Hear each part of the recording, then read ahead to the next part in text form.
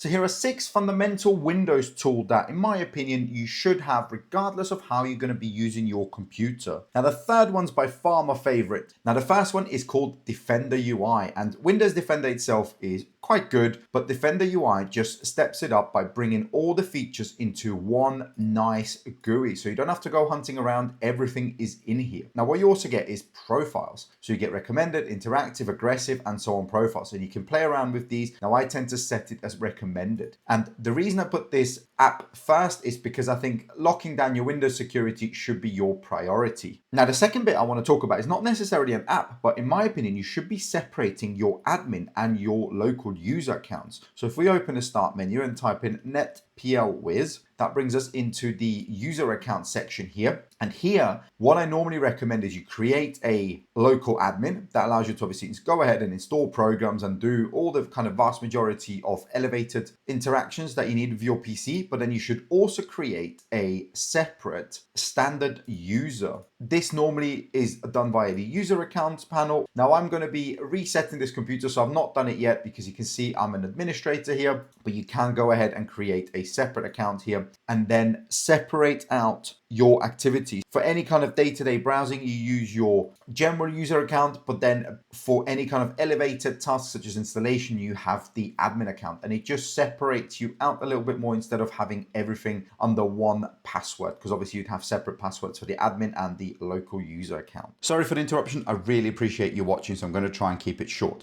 My goal is to reach 100,000 followers, so I'd really appreciate if you could drop me a follow. Alternatively, a like and a comment would be just as amazing. The next tool I'm going to talk about is the Chris Titus Tech tool, and I don't think this needs much interaction. It's an absolutely incredible tool with incredible features, but what I really like is the fact that I can export all the settings into a JSON file here. For example, any tweaks that I've made here, any changes in the config that I've made here, I can go ahead and export that. So main install, for example, I've called the file here and then I save it somewhere on my desktop, for example, or somewhere safe. And then I can go ahead and import it every time I install Windows from scratch. So let me just open it here. And there we can see all the changes that have been made, and it's just gonna remember all those bits here. It even remembers all your apps here that you've got installed. We can see all of the installed apps, the tweaks that have been made, and it's just so easy to then go ahead, click on the cog, import that file here, and all the settings will be pre-applied. You can just go ahead and run the tweaks. It'll just save you so much time, especially if you've got quite a lot of changes. Now, the next bit that I like to do, and I think everybody should have that, is a completely automated Windows 11 installation. And you might be wondering how to do that, because if you go ahead and download Rufus and create your little bootable USB or use the Windows 11 installation assistant or the media installer, you can't really do that. But this is where the website schneegans.de comes in, where here you can create a completely automated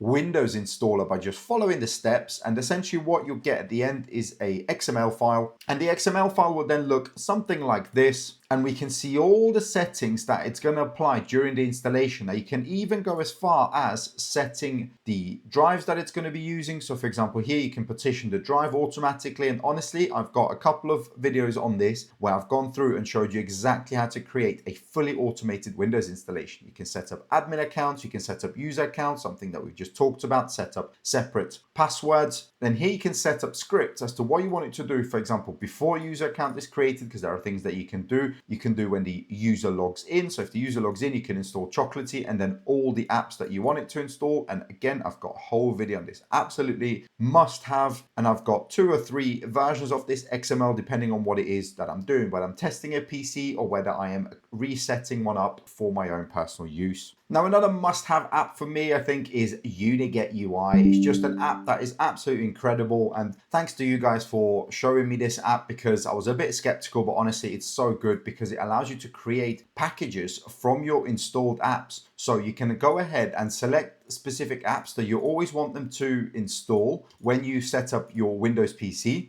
and then you can go ahead and create a bundle here by adding them to a bundle, and you can go ahead and save it. You can save that bundle, and then every time you want to install multiple apps, you literally just open the existing bundle, load it into the app here, and then it'll go ahead and install everything for you completely automatically. And last but not least is a uninstaller. You really do need a really good uninstaller that gets rid of all the kind of residual files, and one of my favorites is called Bullcrap Uninstaller here. It's a really simple but really amazing app. If I want to uninstall Bandicam, I can select those two, press uninstall quietly, and it will do its best to uninstall it. But what it also does is it finds residual files, stuff that, for example, your normal uninstallers won't find. So here we can see leftover removal, shows me everything that's there. It gives me a confidence level as well. So it shows me how confident it is that it is the actual file that it's meant to delete. Now I can just click delete selected, and it will go ahead and remove registry keys and all that type of stuff. So don't forget to like and follow, and let me know if this is useful for you and what other videos you'd like me to make.